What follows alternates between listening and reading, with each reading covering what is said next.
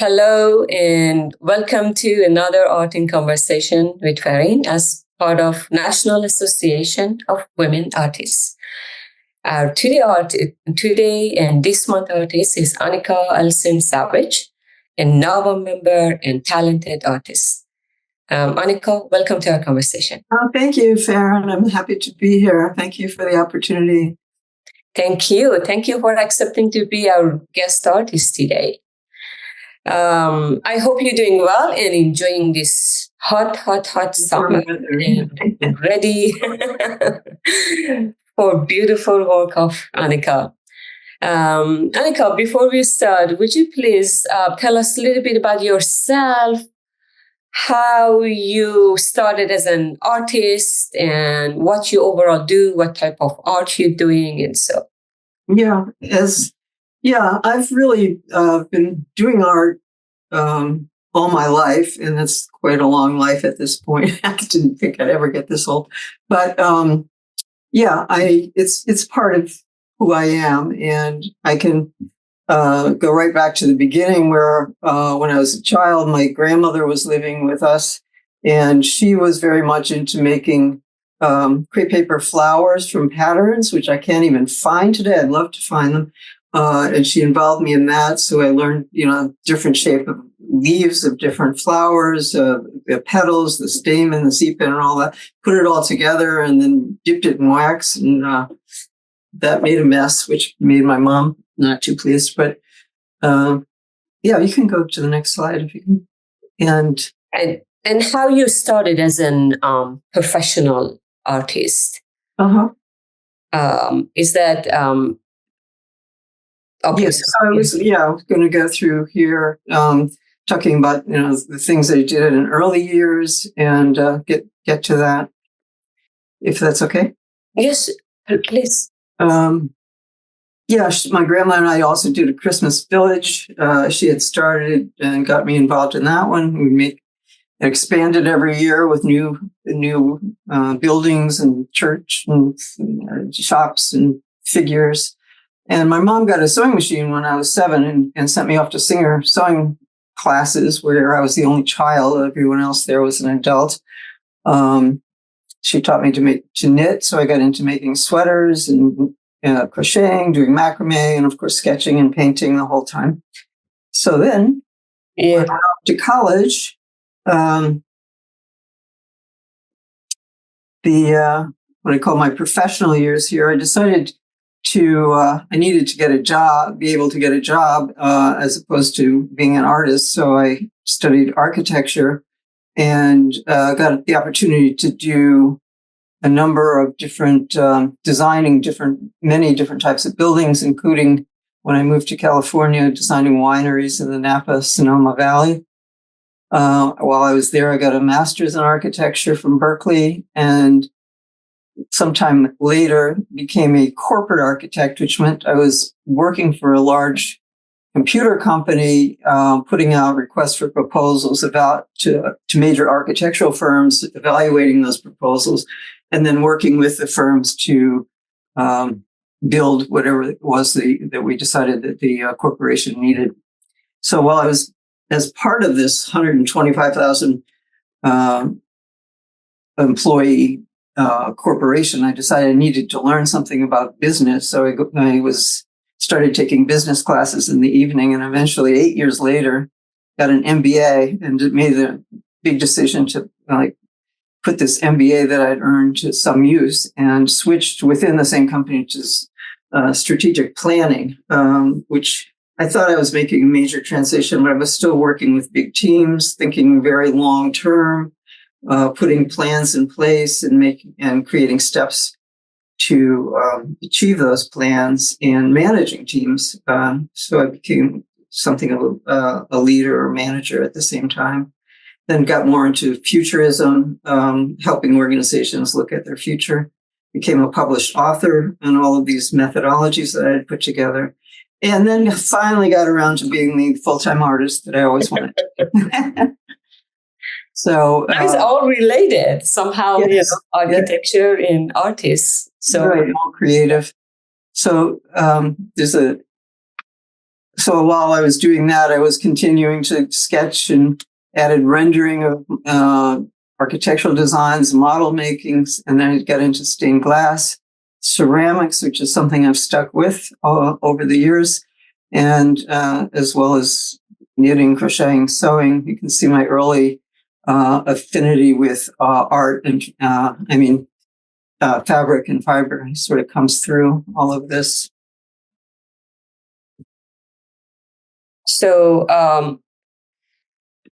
stained glass. I mean, are you still working with stained glass or something? I did several pieces, but I did one major piece.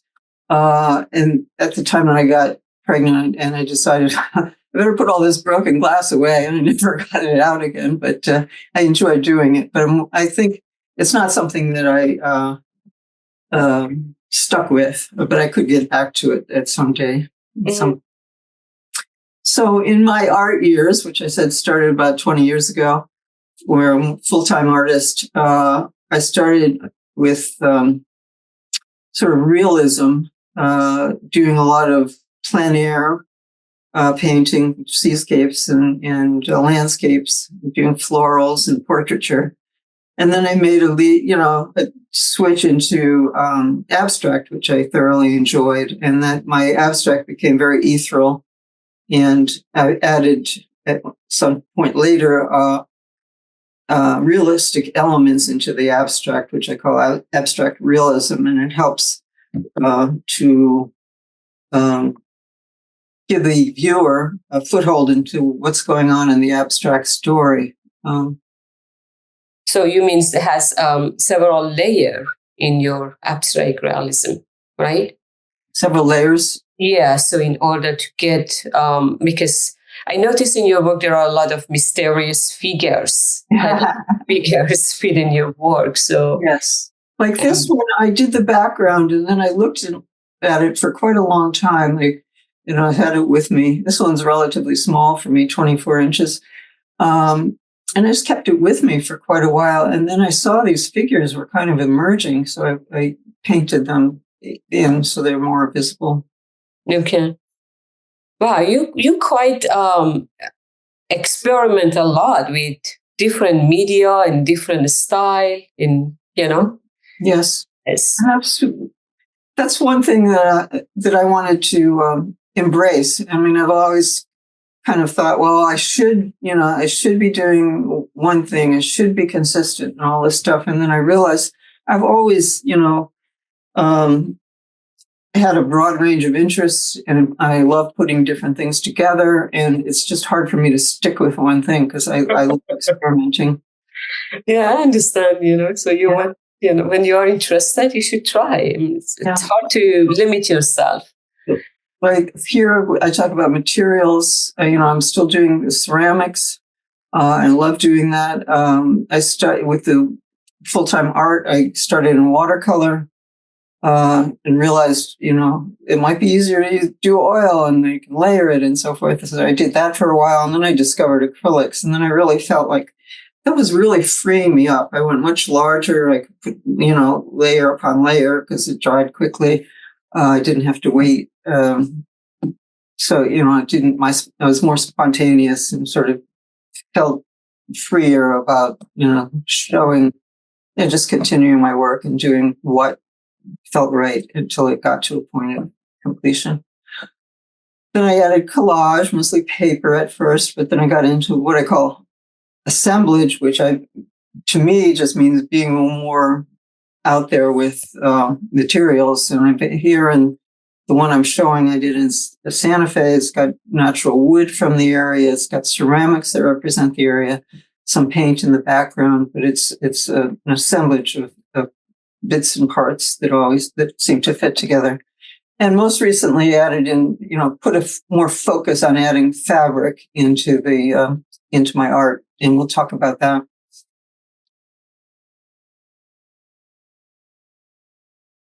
Wow, I saw you have a series of this in your website. These are fabric?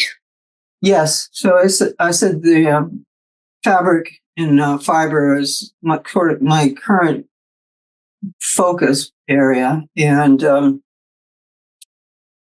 as you can see from my history, I've always been drawn to fiber. This work was created on richly textured upholstery fabric using acrylics to augment what was there, the flowers, and to create an image behind it.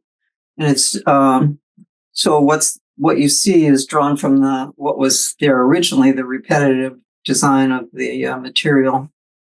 And I call it shower of flowers. Yeah. So those flowers are knitting or they are paint over the fabric? They are actually embossed. They're fabric with a lot of details, but I changed the color. They were mostly like in the upper center. That was the background and the color of the flower up on the top there. That was, yes, toward the center. That's sort of what the fabric looked like. And then I added all the rest. Mm-hmm. Wow. Very interesting. I saw, if you don't mind, I want to actually show your website because you have a collection of this. And I saw your work here, which is you have more of your incorporating fabric and paint. Mm-hmm. So to do something like this, for example, incorporating fabric and paint, you choose the design ahead of time, right? You have the design in your mind, and then you cut the pieces. You paint them before you put them on the canvas, or you assemble them and you put them on the canvas and then you paint. Both. I'm always experimenting. This one was the fabric, was the back, is the canvas. It was stretched. I stretched the fabric on stretcher bars and painted and let the fabric kind of guide me as to what I was doing. And I think if you go down one, that it's a different methodology. This is all totally fabrics, all different upholstery fabrics, except for the clouds, which is a lighter weight fabric. I just assembled that. So that was a different methodology. And so you didn't paint it. This is only fabric. No paint at all on this one. And this one was all, this is it's acrylic only. Yeah, this is a lot of collage. Okay. People are fascinated by the figures facing away. Yeah. So are these also fabric or these are? Yeah, this is paper. Paper on canvas. All right. So you do both, and then for example, since we're talking about this piece, so the flowers added again, there are different pieces of fabric added to your background. Right. Okay. How long it takes to create something like that? Because it varies tremendously. I love it when things just go boom, boom, boom. There's no rework or anything, but sometimes they're just going over and over and over. So, and then, hopefully it comes out. Sometimes it just, doesn't. Yeah. Yeah. So this is an example of, when I got more and more into fabric, I signed up for a subscription to Fiber Art Now and noticed pretty quickly that in my first issue, I think they were having a competition or a published exhibit of they call Fiber Art Reimagined 2, because it's the second year they were doing this. So I sent in some of my fiber-based art, and they picked this one, The Shower of Flowers. It's in the current issue. It's on page 58. They also have a little detail there of the work. And in conjunction with that, if you click, there's a gallery in Philadelphia, right? Gravers Lane Gallery, that will be showing selected works from this juried exhibit in Fiber Art Now. So my piece will be on display there in August and September. Mm-hmm. How big was that? I mean, I should go back to just check. 36 by 36. Yeah, and it's actually a diptych. There's the piece on the left is 2 feet wide, and the piece on the right is 1 foot. And there are also different planes. One is the smaller piece is thinner. Okay, so this is 2 panel. Yeah. Okay. And that vertical line is actually the selvage end of the fabric. It's fuzzy, All right. Okay, so that's how that's the division between the two panel, right? Or yeah, yeah. all right, very interesting. This is the one we saw before. I call it it became a beach scene, a seascape. I call it Day at the Beach. See them. And the subject of your work are more nature, right? That's what Generally tends to be, yeah. In so that's what your inspiration are, or the subject of your work: nature, beach, flowers, and plants. Roses by the Sea. Here's another. This is another fabric. Yeah. Which part is fabric? Are the flowers or fabric, or? Yeah, the flowers and the background behind the flowers. And I painted the flowers to bring, pop them out, and then painted the background is also part of the fabric, and I enhanced that. And I wish we could zoom in on it, but it came out very interesting. The background behind the flowers. So the flowers are one piece, or they are pieces? No, it's all one sheet. It's stretched on a stretcher. Oh, you just paint them paint over them. Okay. And this part, a white part, I added that in, and the sea and the sky. Wow. And this is also two panel. Yeah. Okay. So this is a recent work, right? Recently you work with fabric, or? Yeah. More and more in fabric. So this one, you were asking my methodology, and I kind of experiment with the materials, and it goes together as differently each time. Like this one, I started with the upholstery fabric in the background, and then I wanted to add this sort of whimsical garment, which is an assemblage of all sorts of things. I've got a silk scarf and a man's tie and jewelry and things that I've knitted and just plain yarn and wood. And, I've got my old cell phone case in there. Anything that seemed to fit and to create the image that I was looking for, which was this fantastic kind of garment. Mm-hmm. Do you have the concept ahead of time? Like, this is something I want, and then you go and find the material. In this case, yeah, I wanted to do one of these, something that was like a garment, but, beyond anything you would actually wear. Okay. So you often have the concept, and then accordingly you choose the material. Right, right. So what you do, you sketch, and then you put things together. No, it's more, I should be sketching, and I have, I can do that, but I generally don't. I just get started and follow where things seem to be going, just kind of build it over time. Mm-hmm. And just you follow whatever you think is, makes sense with this design. Right. But before you glue them, you kind of do the setting, right? It kind of changes over time. I knew, like I said, that I wanted a garment, so I started with all the big things in the background, and then added more and more detail. Mm-hmm. And then until you're satisfied. Same as every artist, you never get satisfied, right? Right. Sometimes the piece just kind of screams at me, I'm done. Yeah, I know. I think that's every artist has the same. This actually problem that they never. It's hard to finish. So okay, I want to call this finish, but you're never satisfied with it. Mm. I guess that's about everybody almost. Yeah. So here I have a piece of fabric that you just saw that I started painting on to bring out the little squares in the fabric, and then start creating a scene. And here I've added line work and thread and additional fabric, and I've added a little Buddha down there and some geese. And this is in process, so I'll be adding more and more detail until it just feels done. Feels satisfied. Yes. So the little square are paint, right? They are not fabric.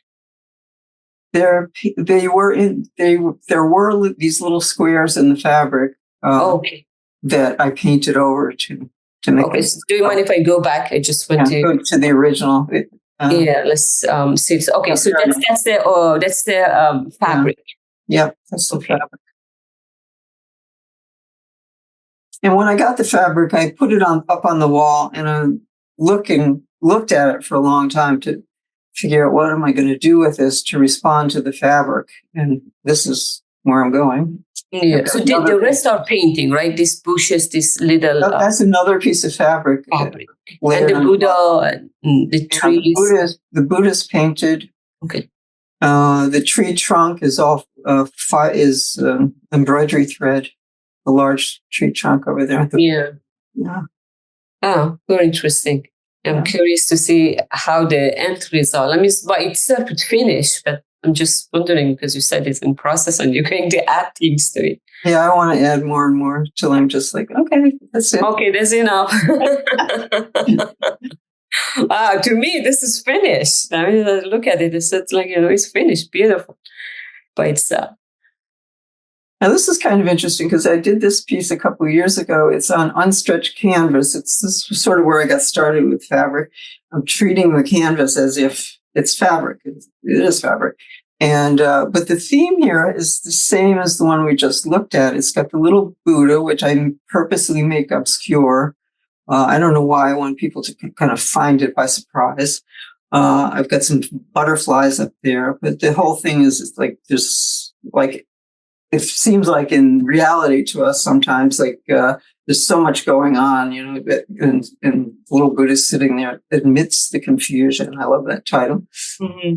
The same thing as the one you have in your background, right? I'm using using the same theme in the one that we just looked at. Yeah. Oh, yeah. It's like a lot of mystery going on and layer. So ethereal. Yeah, in a sense, interesting because you have to discover, right? So your work are discovery by itself, and you have to. Right. It's not something to just look and understand it. That makes it more interesting and beautiful, at least to me. Right. To discover as as you're looking slowly and not all at once. Yes, exactly. This one, Tangled Up in Blue, it's a riff on it's the name of a Bob Dylan song, and it kind of reminded me of, it fit this, expresses a range of emotions. Again, this is done on unstretched canvas, so it's sort of in the genre of the one we just saw, and I suspend it from a rod at the top and one at the bottom to weight it down. It's about life's transitions and feelings of love and loss, sorrow and hope of returning, solid forms and as well as ethereal. No certainty, but a lot of beauty in there. So this is all paint. You said collage. Do you have? Yes, pretty much. And I added. Yes, it's all paint. I think I've added some paper, like in the square, the larger square there, in different places. Oh, interesting. This is the same as the previous one. Yeah, similar with. I like working in the with sort of freeform with what we saw before with the ethereal style, but here here I'm working with more careful placement with geometric shapes and balance and creating an integral whole. And I'm using paint, paper, fabric. I think here you went back to your architectural background. Yeah, I think because I've been for years avoiding straight lines, but because I didn't see much in the previous work until we came to this too. I said, okay, now kind of your architecture shows. Right. And the next one is also kind of play on squares and rectangles and geometric forms. I also added other materials here. I found out that aluminum foil can be quite interesting, crumpled up and then laid out, and makes interesting shapes. Also got my business card in there. I've got some ceramic tiles. I have fun. Yeah. So I mean, although I shouldn't say like, your architecture work is not there in the previous one, because architecture is about dimension, right? And there is dimension in your work. That means this layer and layer and layer. Right. And things together. That means you are a builder. And that shows in your other work too. But it's not so obvious as this. Yeah, and this one's got a little, it's got some organic pieces as well, some of the nature. Okay. Wow, interesting. Very interesting. I'm always intrigued by how you put, like, people or different artists putting so many different things and create one masterpiece. It's hard to create this harmony. So what goes with what? This is, it needs a third eyes to see those things. Yeah, it takes a little time, looking and to appreciate what's going on there sometimes. I wanted to say I have a solo show coming up. I'm excited about it. I call it Tapestry, which is also the name of my studio gallery in Florida. And after I put this slide together, I realized despite all my experimentation and changing and trying different materials and different styles and so forth, this looks like it has an overall consistency, and I'm going to shoot for that in the actual show. It's coming up. I can put up to 30 paintings depending on their size, but I'm selecting them based on how they kind of make a whole. So we've got the florals down in the lower left. We've got the squares up in the upper right, and the abstract in between. So it all seems to tie together in color and feel. People come into my gallery, and I think it's quite diverse. But they like saying, "I know I can see you did all of these." It's all kind of related. I see. You have more architectural or with geometric as well as vegetal, but you see this, dimension in all of them, right? Which is create this connection. That's you, who you are, and with the background you have, I think you can put all this together. Yeah. Wow, interesting. So I want to talk a little bit about what I've learned over the last 20 years. And this some of it goes against, what, conventional wisdom for artists. I'm in an environment in my studio with there's 100 artists in the area, a private studio, but they advertise quite a bit, and people we have open studios like once a week. Once a week now. But people come in anytime they feel like it, anytime they're in the area. People will just walk into the studio, which is a little disruptive to the creative process sometimes. But there seems to be, in that arena, there seems to be a lot of focus on selling. But what I really want to do is just, like close the door sometimes and just be there doing my artwork.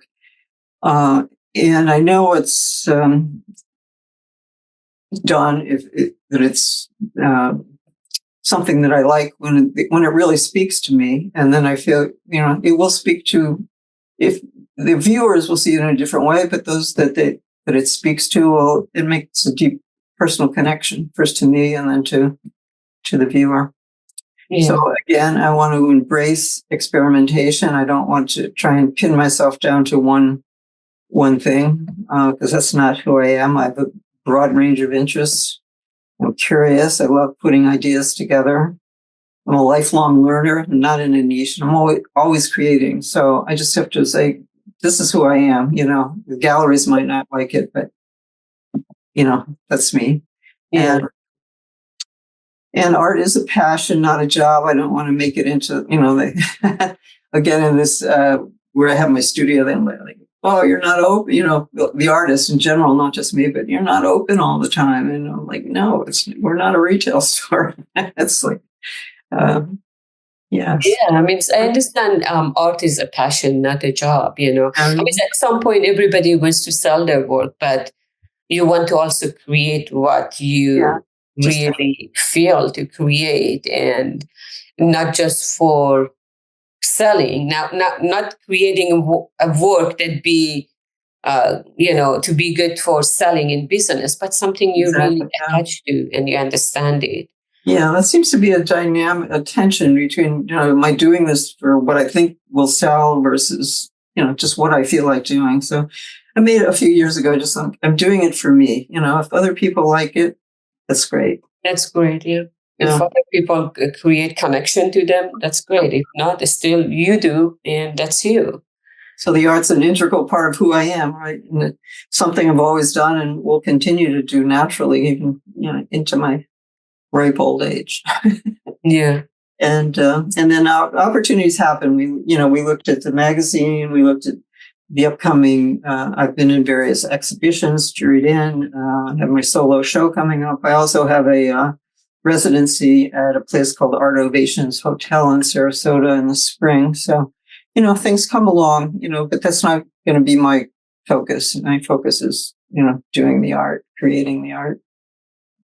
Wow, interesting. And you create beautiful art. I mean, that's who you are, part of you being educated as an artist and architect, and you create this work that is part of you. And that makes the connection, when you make something that comes from you, it creates the connection from your heart, from your mind. Right. It creates a connection with other people, the same, Right. Anyway, I mean, Anika has a beautiful website too. Your website is quite simple, and Yeah, I noticed I didn't put it on that final slide, but it's anikasavage.com. A very simple. It's simple and it's easy to navigate, and many of your work in particular. There's a piece of pottery. I love doing the ceramics. I do want to get back to that. Yeah, are you still doing ceramic? Yeah, I haven't done it in a couple of years. I've been focusing more on the painting and the fabric and so forth, but I do want to get back to it at some point. All right. Thank you very much, Anika. Do you have a last word or a message for our fellow artists before? Oh, gosh. I don't. Yeah, just keep doing what you love doing. I guess it's my thing at the moment. And enjoy it. Yeah, enjoy it, right? If you enjoy it, other people enjoy it too, because they feel the spirits in your work. Great. Well, thank you so much, Farrin. That was fun. Thank you very much, Anika. We really appreciate your time and your beautiful work. And keep on going and keep on creating. Thank you. So if anybody wants to email me with comments or questions or whatever, it's Anika at anikasavage.com. So that's it. Yeah, and the number. Thank you. Have a good day. All righty. Bye-bye.